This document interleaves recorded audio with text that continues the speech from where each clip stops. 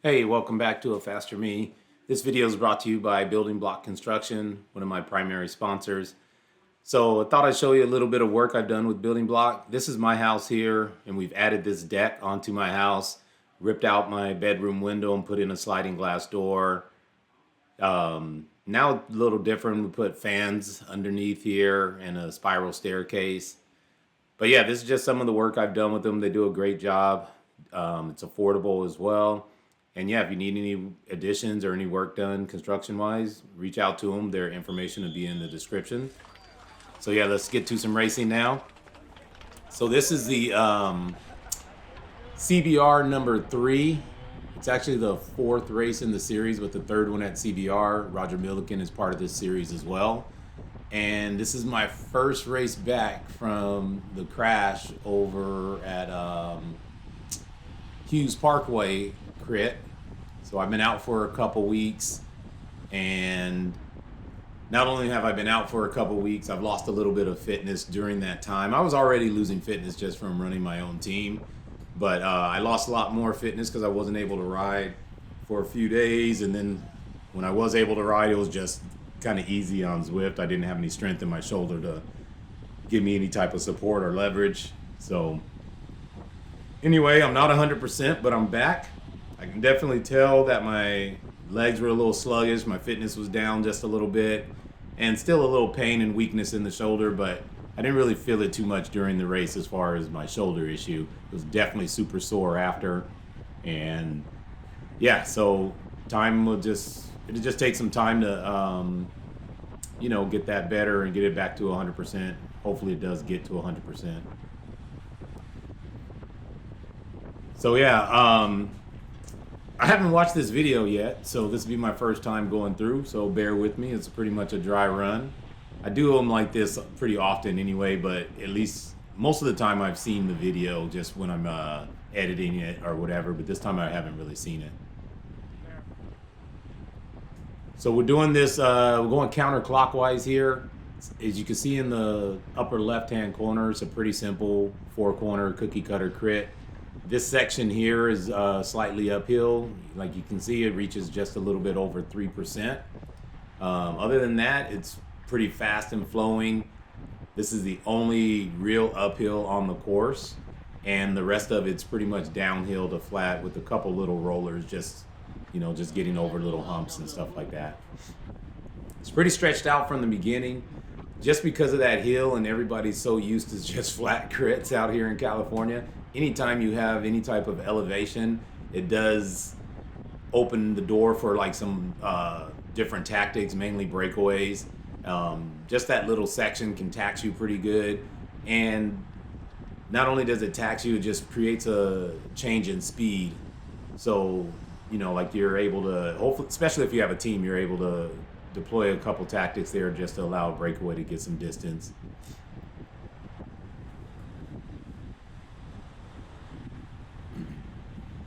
This section here, I don't know if you just saw, there was a pothole there. You got the cones on the right side, and then there's another pothole here at the apex, so they kind of fenced it off there of this turn. So it kind of bottlenecks it a little bit.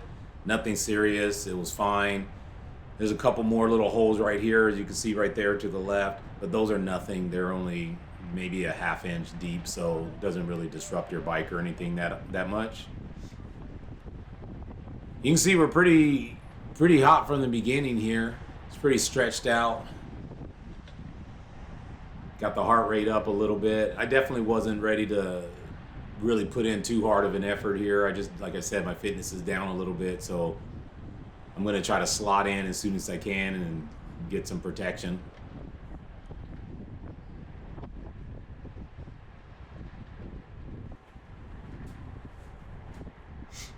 Still a pretty good effort, over 500 watts for a while there.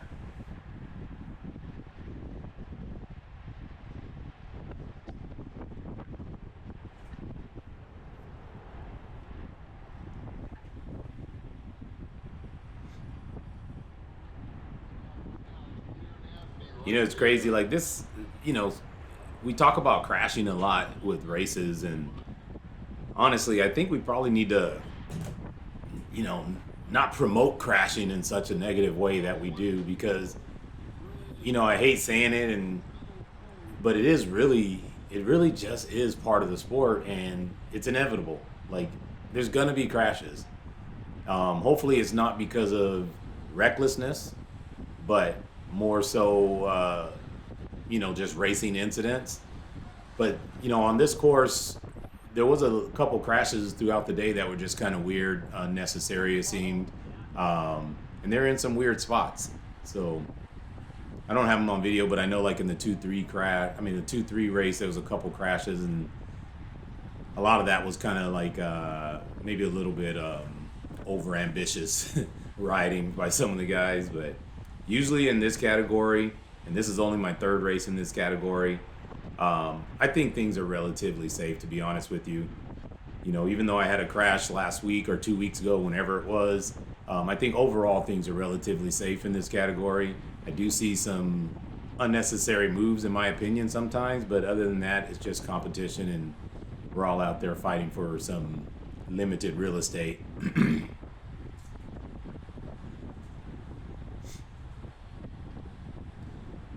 Out of the CBR courses, this is probably my favorite side and direction to ride. I wish I was a little healthier or whatever, because I think this is my favorite course out of basically the 4 courses that we do here. It's only 2 courses, but we run them both ways, so 4 tracks basically. Yeah, I don't know why I like this one the best. I think this little stretch here, a lot of people don't like looking forward to this little quarter-mile stretch, but I like it this way. I definitely like the speed going around from this point on. So from here, it's pretty much downhill and all the way around just up to that climb. So it's really easy to recover and just build yourself up for that little bit of an incline. And kind of when we go the other way, it just doesn't suit me as well, just with the slight false flats. Like, basically 3/4 of the course is a slight false flat, and that just doesn't suit me as well.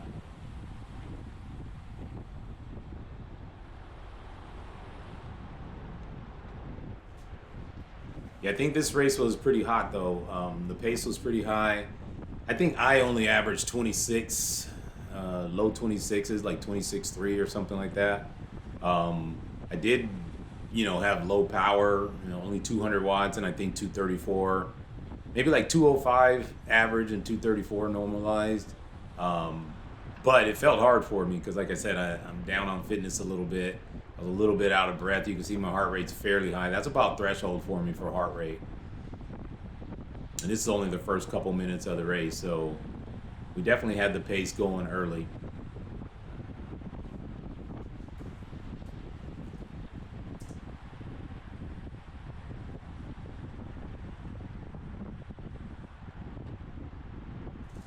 Still not as familiar with most of the riders in this field yet.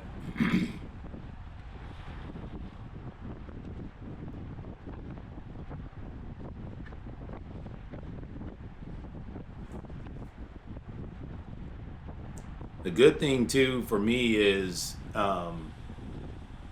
during the race I didn't feel too much PTSD from the crash. I pretty much just jumped in and tried to start racing, not have any of those thoughts in my head. But honestly, subconsciously, we all have a little PTSD from crashing, and I'm sure it'll show up in this race somewhere, if it hasn't already. I wasn't really paying attention, but if it hasn't already, I'm sure it'll show up in the race.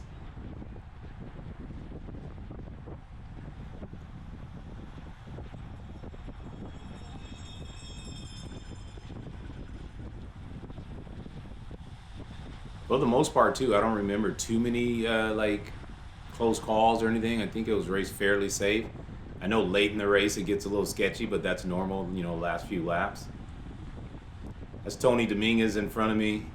I think Tony and I have been racing together for like 4 years now, so kind of following the path. He moved up to Masters a year before I did, because I think last year was his first year moving up to Masters. Here it's kind of difficult just navigating that pothole and then these little reflectors. You obviously want to stay in the draft, but you kind of got to dive a little of those mines there. Also, that turn there, I think that's turn two. Turn two has a little dip in the the little rain gutter there, and at certain angles, if you get on the power too early, it definitely can cause your rear wheel to slip out or to skip out a little sideways. Nothing too major, but just something to watch out for if you ever do this course.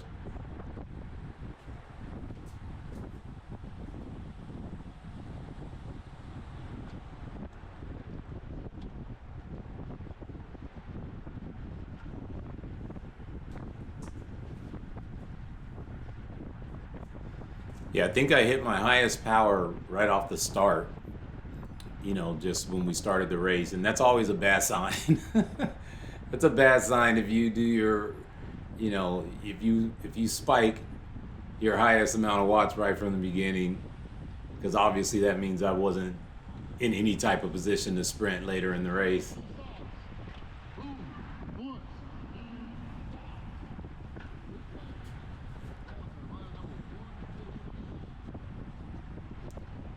I think that might be Bart to my left right there.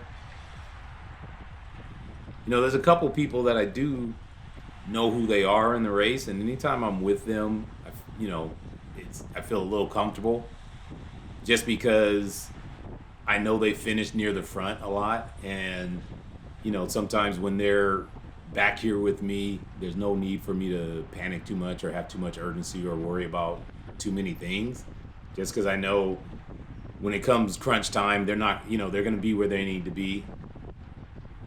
And then right here is just the first 5-10 minutes of the race. So, there's no need to panic or have too great of urgency. You can see up front, there's a little break getting off. There's a little break with a small chase group. And then the peloton.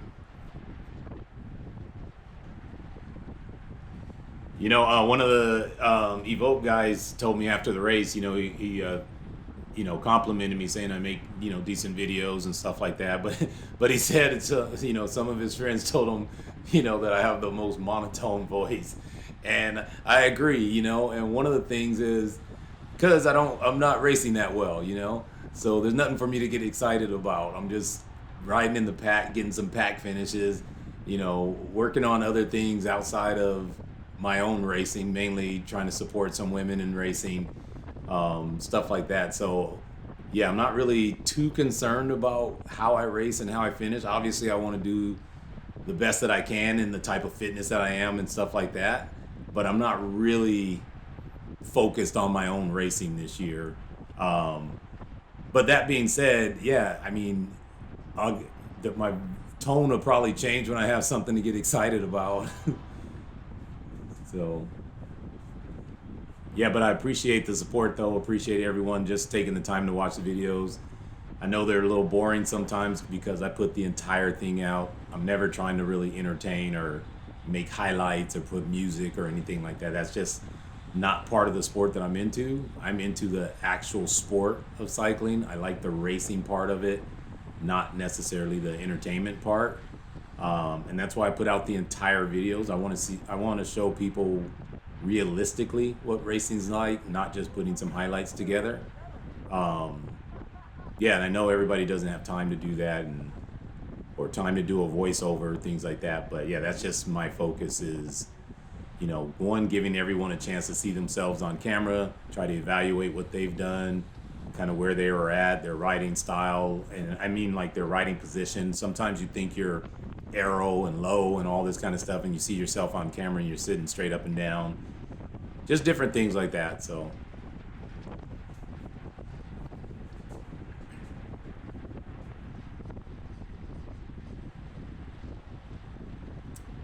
Here, I was a little confused sometimes. I think at the beginning, I thought the wind was coming off the right, but then I know, like, for sure, later in the race, the wind was definitely coming off the left side there on that stretch.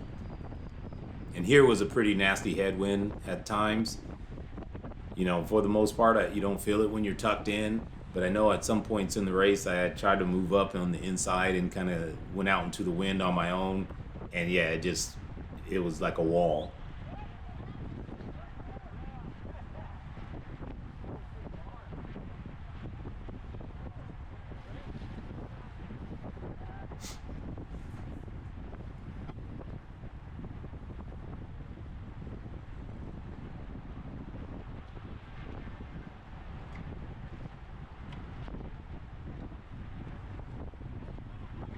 We had a pretty big field once again. You know, it's kind of funny. I wonder if it's just if this is how racing goes. Like, is it in cycles as far as like age groups and categories? But so far, just for the progression that I've been in these last like 4 or 5 years or whatever, I've raced in the largest field each time, other than like the pro field. I don't pay attention to their numbers. I'm not in that race, but almost every field that I've been in each year has been the largest field. And now that I've moved to 50 plus, it's pretty much the largest field every race. Also, the P123s will have more often, and I think mainly because most of those guys have no other choice but to race that field. And some of us that are like in the Cat 3 area or whatever, we kind of have the most options. You know, you have a multiple Cat 3 races you can race in, and then if you're like me over 50, you have multiple age group races you can race in as well. All right, let the games begin. We kind of split the C here. I was a little hesitant on which way to go, so I kind of stay in the middle here just because I know the group's coming back to the right anyway, just to get the right angle for the turn. Got a late arrival there, shooting up the inside.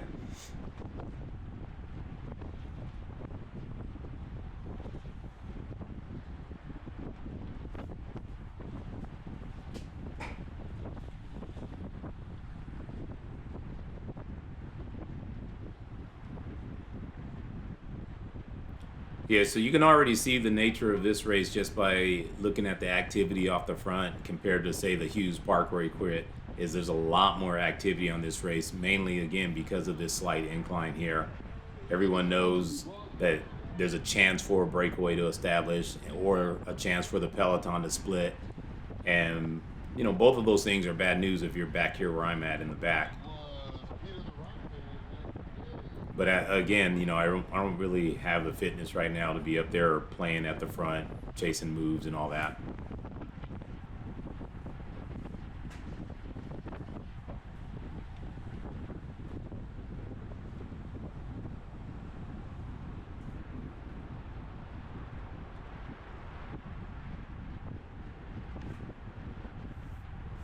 We had some weird things too in some of the cornering on this race later in the race.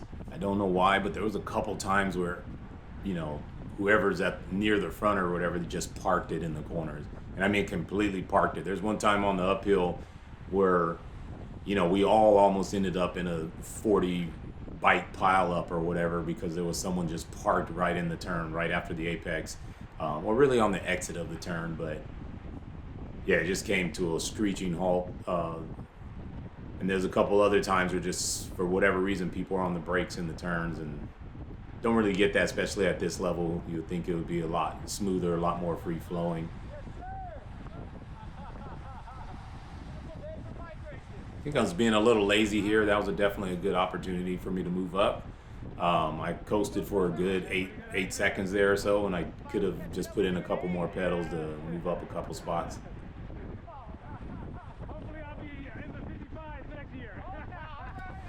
I think I'm talking to Hans right here on the left. He's just out of camera from Go Fast. He was saying he finally is kind of catching up to me, you know, as far as in the age categories to race in the 50 plus. And I told him, well, next year I can be 55, so I might be in the next category already. There he is there in the Go Fast kit.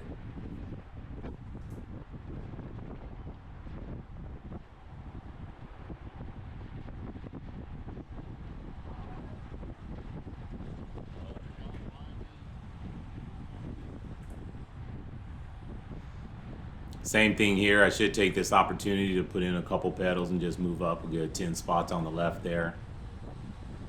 It's a little bit of laziness. Just being complacent.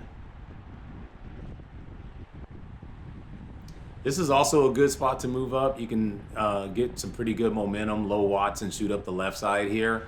I think I do that a couple times throughout this race, but just a little nerve-wracking sometimes, like I said, with the things you got to dodge with the little reflectors and all that. Not wanting to take this turn at any type of dive bomb angle, you know.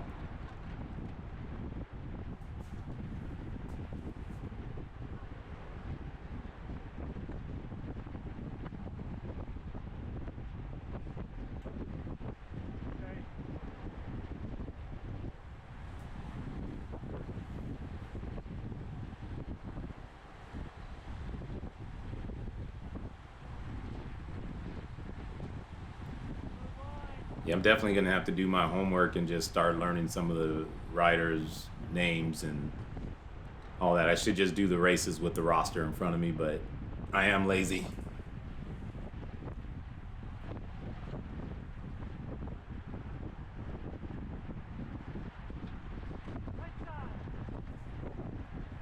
It's pretty good attack or move going up the right hand side there. Carried a lot of speed up the hill here.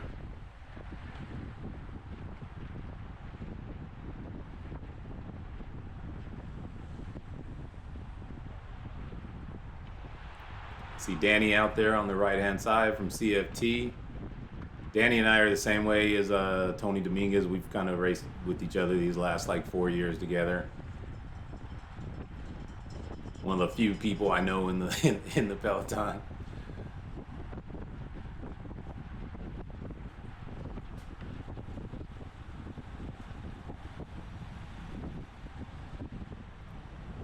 Little hesitation there. I should have moved up behind Serious Cycling.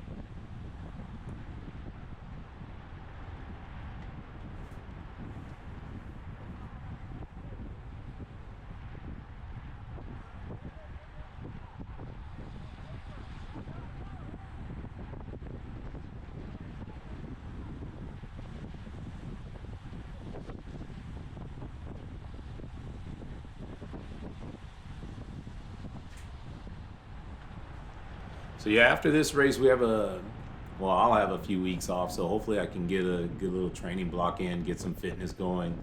Um, we're off the next week or the 16th and 17th. Then there's Victorville stage race, which I'll probably sit out of that. Then another off week, and then I think it's Tour de Marietta. So I'm hoping I can get some decent fitness for Tour de Marietta and actually get out here and race my bike a little bit. But yeah, until then, I'll probably just be nursing my injury and trying to sit in and be as efficient, save some energy. I am eating a lot of wind on this lap, though, just being a little bit off to the inside.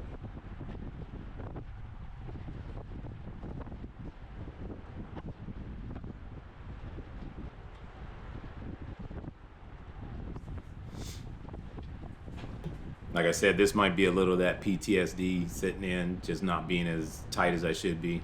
Big orange sandwich.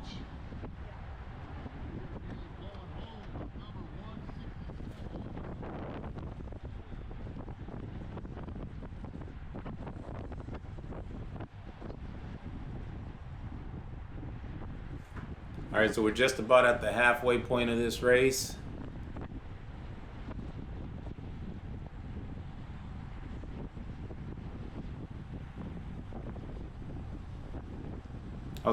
I was starting to warm up a little bit here, though, starting to feel pretty good. My heart rate's still at about threshold, which, honestly is a little bit high. Just for the type of efforts I'm doing, it's not that great of effort, so it's probably higher than it should be, but that's probably just from being inactive. Once again here, just trying to ride off to the left and not run over all those reflectors.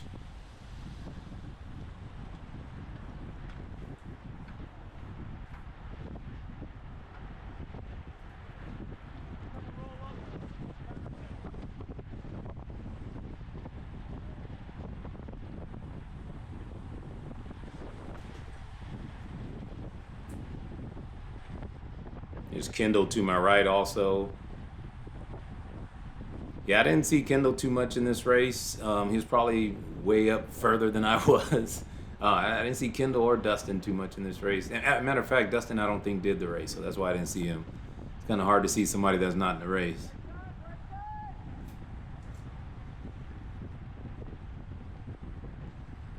Definitely the speed is down here. As you can see how everybody's so spread out, so wide.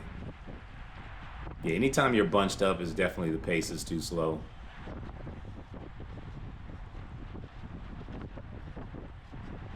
There's Sherry to my right there also.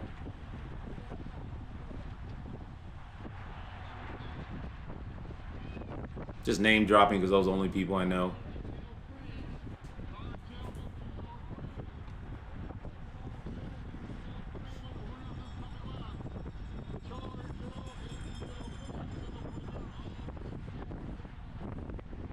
All All right, I try to jump on the Evoke train here just to move up a couple spots. And then, of course, I hesitate, being lazy again.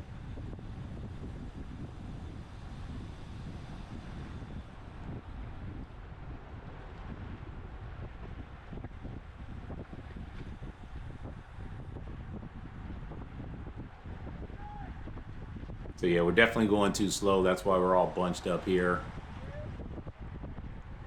Especially going through this little bottleneck section. It should be stretched out more.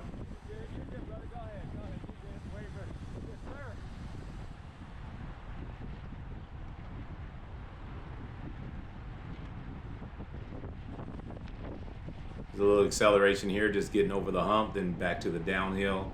Again, a little crosswind here picked up later in the race. And I think the wind might be coming off the left side now, which I'm exposed to the wind here. I believe at the beginning of the race it was off the right side and the left was protecting you a little bit, but I think now it's coming off the left side, causing this section here to be a headwind.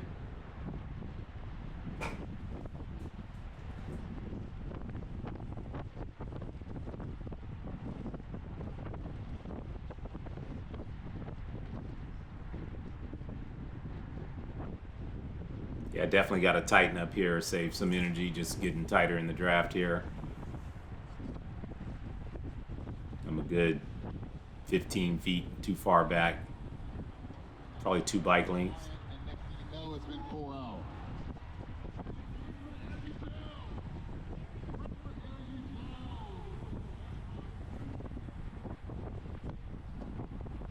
I have to admit, that's the first time I've seen a sprint fully tried.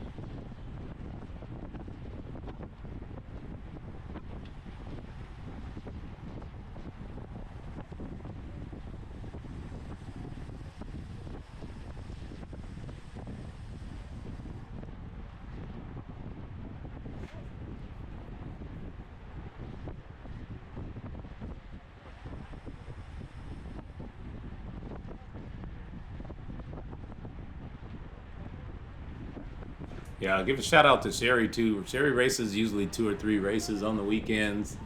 Does some of the Masters racing, and then of course she does some of the women's pro racing as well.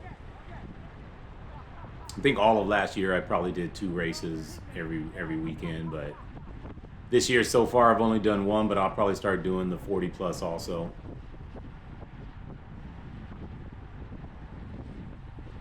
All right, we got the speed back up again, up over 30 miles per hour, so it's definitely stretching out.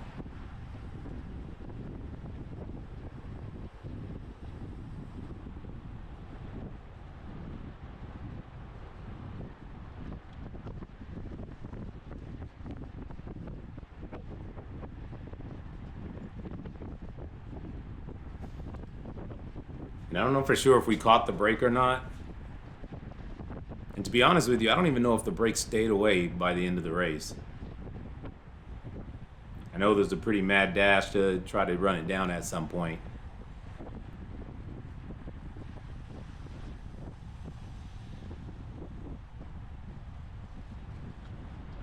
And that was just way too slow. We got down to almost 19 miles per hour there.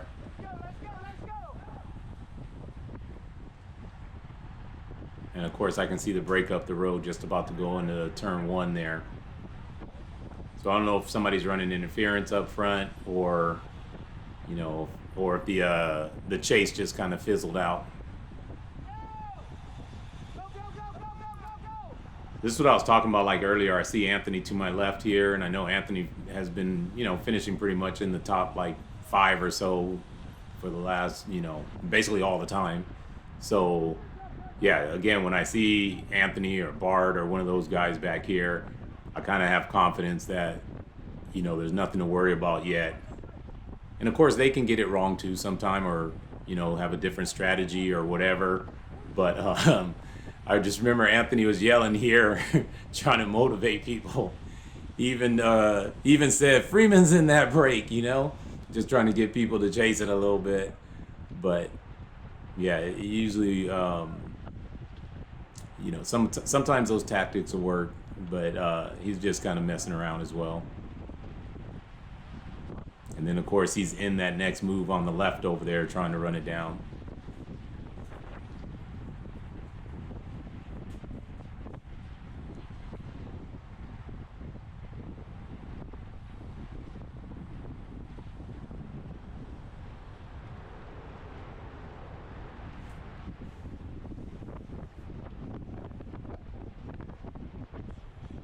Yeah, definitely can be a lot more efficient here, just keeping tighter, holding a tighter wheel.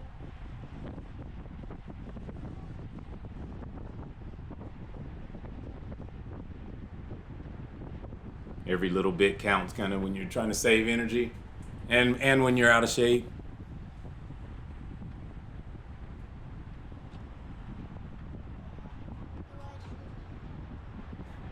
I think also I did feel a little more fatigue like towards the end of the race. I think just mentally and just with the shoulder soreness a little bit. It's really just a lack of leverage. So I can already tell coming out of corners like I have kind of like no punch just because I don't have the same leverage on the bike.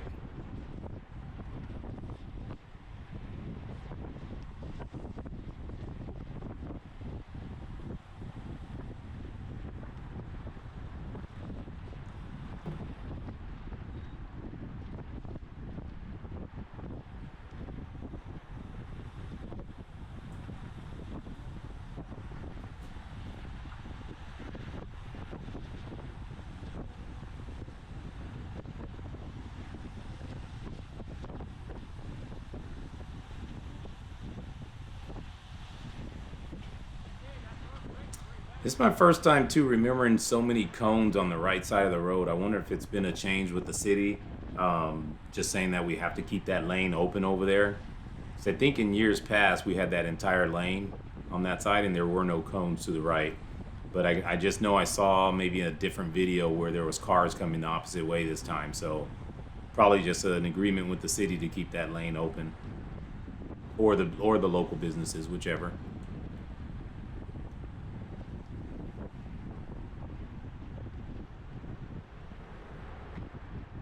So this is probably the closest I've been to the front of the Peloton in a while. Problem is we still have a break up the front that's, off the front.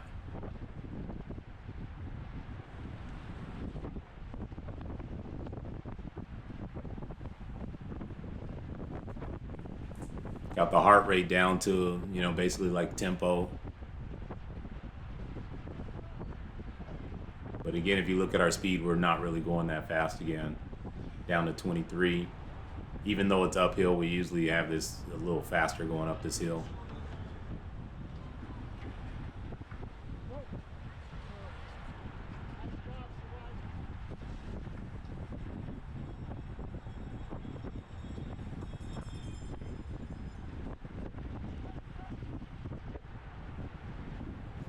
I was definitely late on the gun there, moving up the left.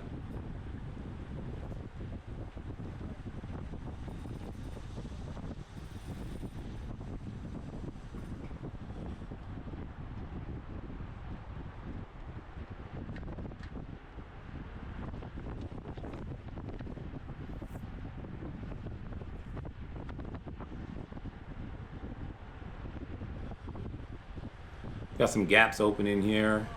Probably should shoot up a little bit and close the gap.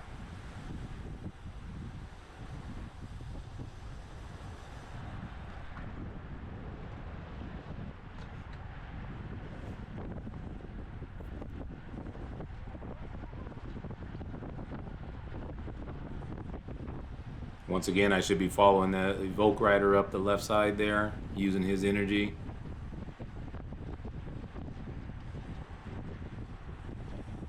Kind of part of the problem sometimes is spending so much time in the back of the Peloton is you really get complacent, kind of fall asleep, and you just start going through the motions.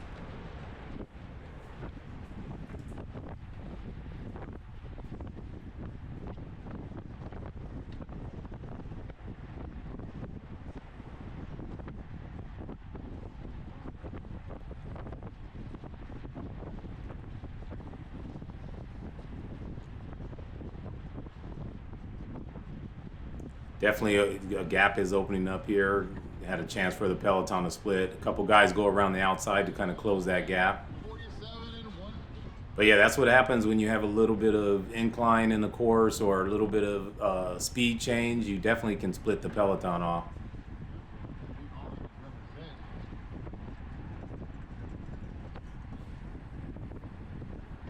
And here I'm kind of 50-50 trying to decide, do I shoot around them or do I just continue to follow? And obviously I need to get around. So Serious Cycling comes by with a little bit of speed, so I jump onto his wheel. But yeah, you definitely don't want to be caught out in a split of the peloton.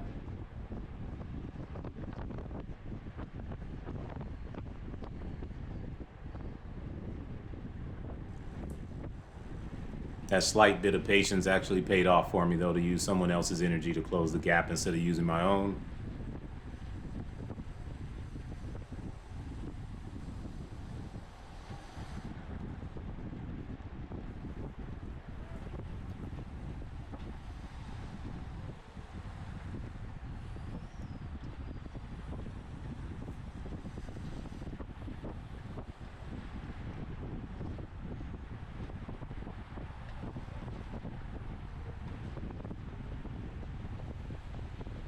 Definitely going real slow again for this section. See, it's all bunched up, which is just the rhythm of the race. You know, anytime there's an attack or trying to close down the break, you're going to get a little lull in the action after that. That's why it's always good, you know, people counterattack at that point. And as you can see, there's a small break forming again right off the front, just right after running down the break.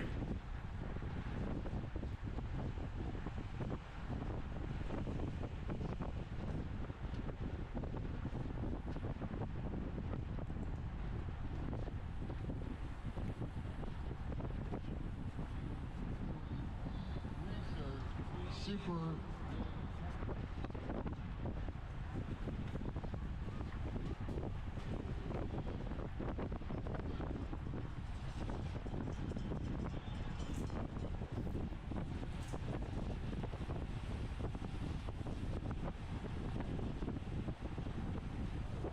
You know, 50 minutes, like, doesn't seem like it's a big deal, you know, from coming up from like Cat 4s, riding 40 minutes, but there is a little difference, you know, just that extra 10 minutes, extra 5 laps or so. It's a little bit of a difference. It's not like such a huge difference, I don't think, fitness wise. I think it's more of a mental difference.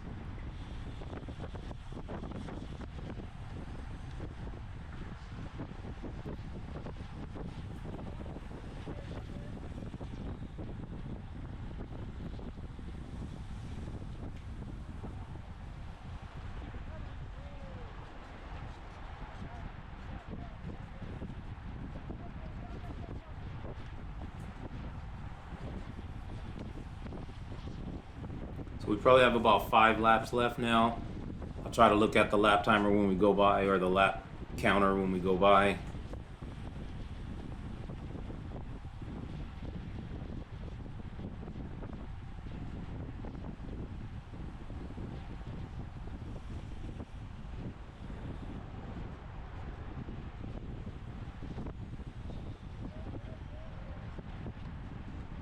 I think this is when I was gonna shoot up the left side, and as soon as I came around, it was like definitely exposed to a lot of wind.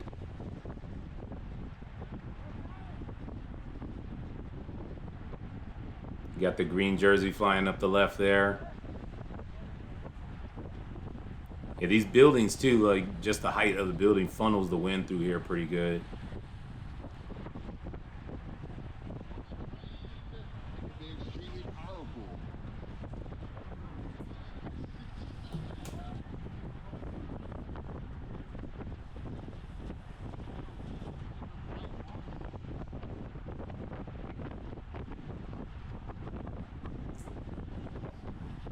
And of course I didn't look at the lap counter.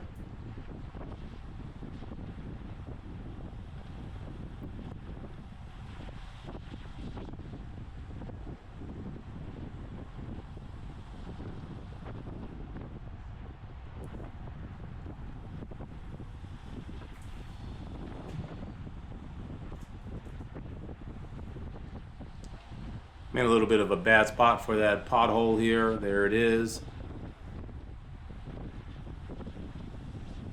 It's always a give and take, being protected, you know, as far as sheltered from the wind, or running over the pothole there for that section.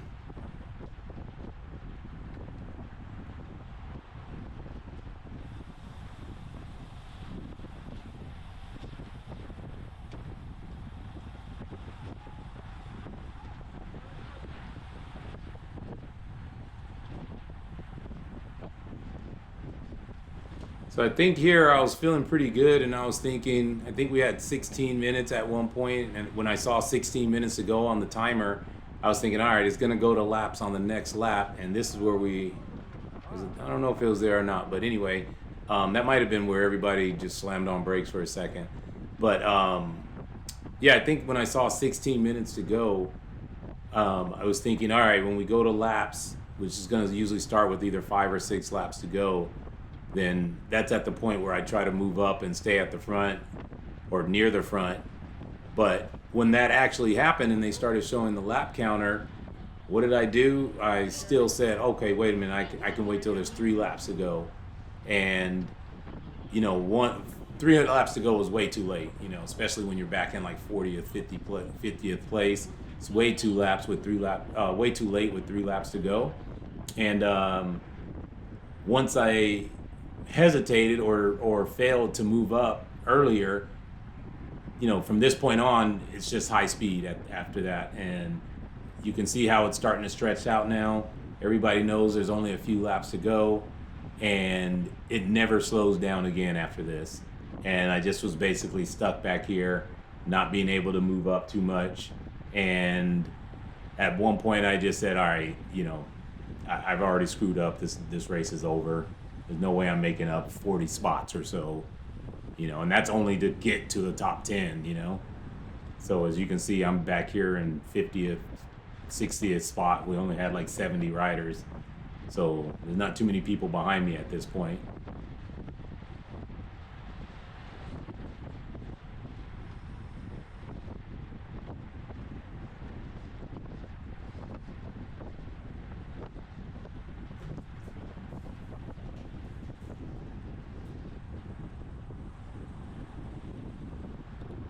So yeah, it's going to be stretched out pretty much just for the duration. As you can see, there's going to be people falling back. There's gaps opening. And yeah, I knew I screwed up by this point, you know. I knew we still had a few laps to go. And I was just kicking myself here like, yeah, there's really a super small chance this will ever slow down again where you can make up some spots.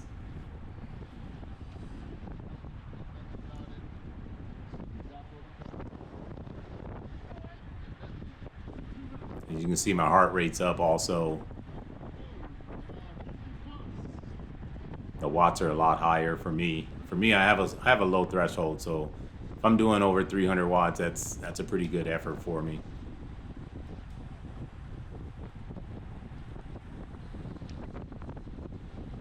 So it slows down a little bit here. We're still doing 28, so it's not like really slow. But this is probably the slowest it's gonna get though here. And it looks like maybe 2 laps to go, 2.5. This is about as slow as it's going to get at this point.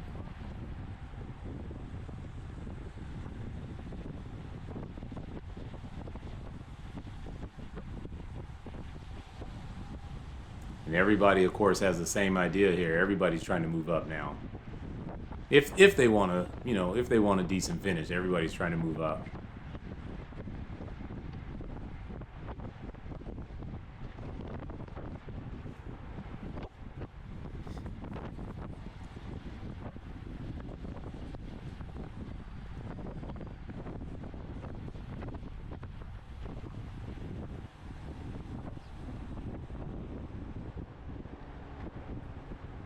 Yeah, and to be honest with you, I don't even have the fitness to like put in like such a hard effort to move up. I definitely have to be strategic about my moving up or whatever to some degree. At the same time, if you don't put in that hard effort, it doesn't make sense because you're still just stuck back here.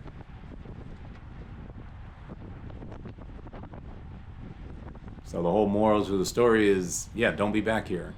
You got to move up way sooner. Definitely when there's like 6 laps to go, you don't want to be too far back, and you don't want to be losing spots at that point, losing positions.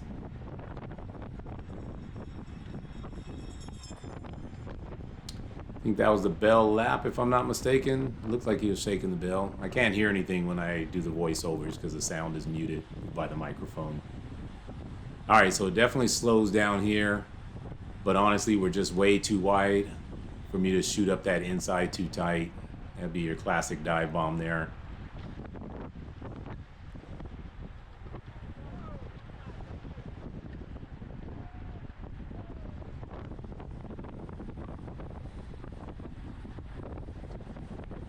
See a couple bunny hops in there over the pothole. And to be honest with you, now it's just kind of like risk versus reward. Like, how much effort are you going to put in for what type of return? Almost had a little near miss right there. Again, I have no pop coming out of the corners. I don't have any leverage on the bars. I just can't pull on the bars or stabilize myself with that right shoulder. So yeah, I think here I just say, you know, it is what it is. You screwed up. You're way in the back. You know, I don't expect to, like, you know, be at the front necessarily on this, but you know, for me right now, just being in the top 20 is a good accomplishment for me. So I just kind of reserved it to, hey, you're back here, just cruise on in now. But overall, top 20 for me in this field is pretty good, and you know, I'm sure I'll get it soon or whatever, but definitely can't wait that long to move up. And overall, I'm just happy to racing again, finish the race, and that my shoulder is at least good enough for me to ride the bike again. Like I said, it's nowhere near 100%, but hopefully it will be in the next few weeks. So thanks for watching. I know it's kind of long, not too exciting, but it is what it is. So I'll see you guys next time.